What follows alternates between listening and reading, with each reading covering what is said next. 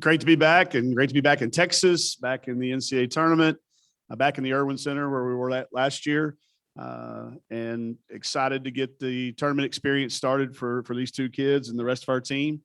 After the last couple of years, A, of not having it, and B, having it under unique circumstances, it's just been so refreshing for these kids to get a chance to see it. We got a lot of young kids back at the hotel that don't know the difference. So we're going to try to keep that from them. I've told these two kids not to tell them too many stories. Let's just experience it for what it is. But it's great to be back here. It's such a historic building for us from Arkansas, with the rivalries going back to the Southwest Conference days.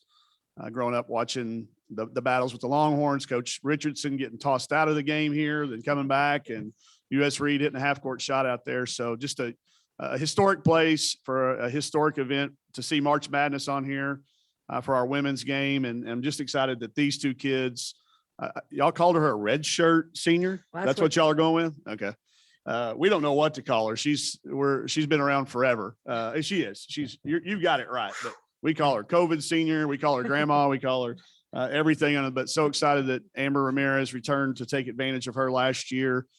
To experience this back here. She's obviously a Texas kid. Great to bring her back home. And then, our next most veteran, I'm not sure if she's going to inherit the title of grandma, but Makayla Daniels has been a leader for ours since our freshman year. So thank y'all for having us. It's good to be back in the tournament, and good to be back in Texas. Thank you, Coach. We'll start with questions for the players, and we're going to start with a question from Danielle Lerner from the Houston Chronicle. Danielle? Thank you. This is for Amber. Coach kind of just touched on you being back in Texas, and obviously you were in your hometown last season, but it was a weird circumstances with limited attendance. So just how exciting is it for you to be here, and are you expecting a lot of friends and family here? Yeah, I'm excited to be back. How we ended last year is not how we wanted to end, and just getting another chance to come back, getting to play in front of friends and family is great. I have a lot of friends and family coming out, so I think we're all excited to be back here. And then for both of you, if you would, just the equity issues that came up last season in San Antonio, how have you seen things change, or have you seen anything change since then? Not just at the NCAA tournament, of course, it's only just started, but just overall with discussions around, equity between the men's and the women's game. I think before we got here, there was a lot of questions asked of what we wanted and what we wanted more of. So they're getting a lot more of our opinions, and I don't think we want the exact same thing. I think we want it to be catered to us, and that's how it should be. It should be different, but fit the needs of each male athletes and female athletes. So we haven't gotten, the NCAA gifts yet, so we don't know exactly what it's going to look like, but I think it'll be a lot different this year. She said everything. Amber, you want to take that question as well? Oh, no, everything that Makayla said, like, they're catering to what we want. And I think that's great that they're asking us like what we want and what we want to see in the NCAA tournament. So I feel like that's great for all of the female athletes. Next question is going to come from Jim Vertuno of the Associated Press. Jim? Yeah, for the players, I would just follow up on that. When you're asked, what do you want? What do you say? What do you want? What responses have you been given that you hope the NCAA will make for you? I mean, me personally, I just want like stuff that like I will make me remember the tournament. So like if we're getting socks or shirts, like I wanted to say NCAA March Madness 2022, just stuff to remember this tournament, but I don't want it to be something that like anybody can get, because you come to the tournament for the memories, and I just want something that will help me remember this time. I agree with Makayla. Well said. Next question, either from Danielle or Jim here.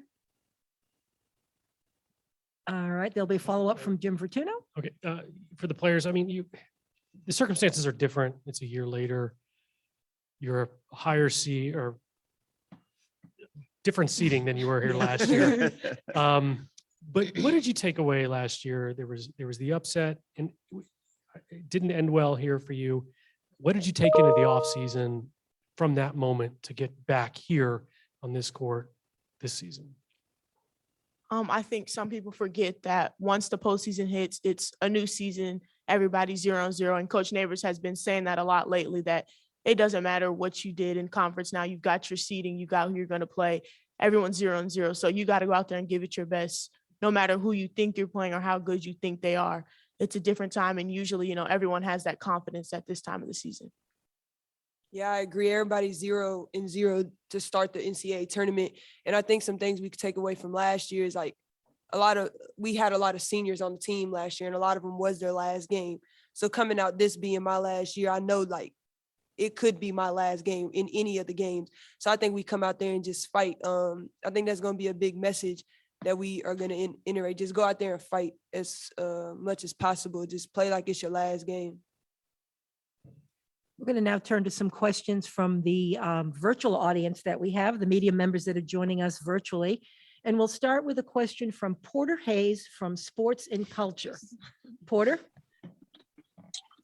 Coach had talked about, just when y'all went to the SEC tournament, how much fun y'all wanted to have, and just the vibe not being cooped up in the setting this year opposed to last year. You're getting to move around freely, and just how much has that helped you prepare for this year's tournament? Well, to start, we had a great dinner last night. So that's where it started. It's great having the freedom, being able to move freely. In the SEC tournament, we had fun as well. We got to go to different places that we didn't get to do last year. So just having the freedom in the NCAA tournament, I think is great. We're in a great city. So I think we're all going to live it up and have as much fun as we can. Makayla, do you want to also comment on that? Just like Amber said, we have a lot more freedom. We went to dinner last night. We get to go to dinner again tonight. We're allowed to see our family. We're allowed to, be in the room with our teammates, socialize a little bit. So we do have a lot more freedom, and it feels like almost back to normal. It's not normal yet, but it's almost back to normal. Porter, do you have a follow-up question? No, I'm good. Thank you. All right, then we're going to move to Paul Boyd from the Democrat Gazette. Paul, go ahead and ask your question.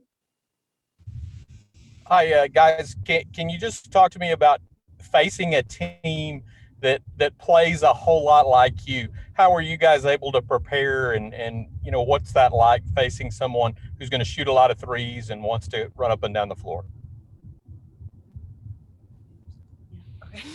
It's kind of like preparing for somebody like a Mizzou or like a Creighton that we've already faced before. So I think that helps us in our preparation. And we're just going to continue to do what we do all season and prepare for us and then worry about them as well.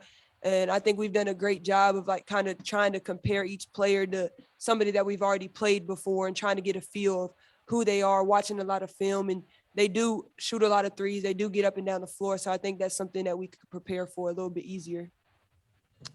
Yeah, we've definitely pointed out the similarities between the teams we've played this year. And I think we've also pointed out the differences so that we don't think, oh, well, Creighton did this, so they're going to do that. It's not like that. They're a totally different team. They just have some similarities. Paul, is there another question that you'd like to ask? I'm good. Thank you. All right. With that said, we're going to move to Lauren Moses from Bally Sports. One moment. Thank you. All right, Lauren, go ahead and ask your question.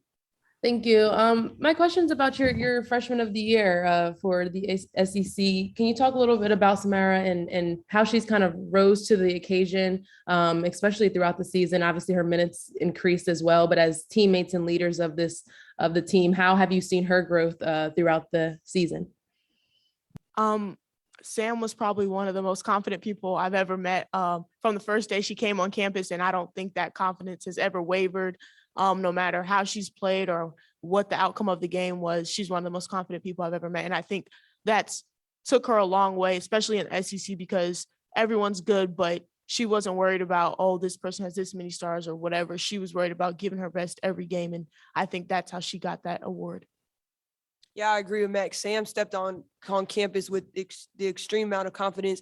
And like Max said, it hasn't gone away. And she's going to continue to play with the confidence because we all believe in her and we want her to do her best that she could. And I'm excited to play for her. Having Mac and Sam as my point guards, I couldn't ask for any better because they do it to the best of their ability. And I love it. Lauren, is there a follow-up question for the players? No, thank you. All right.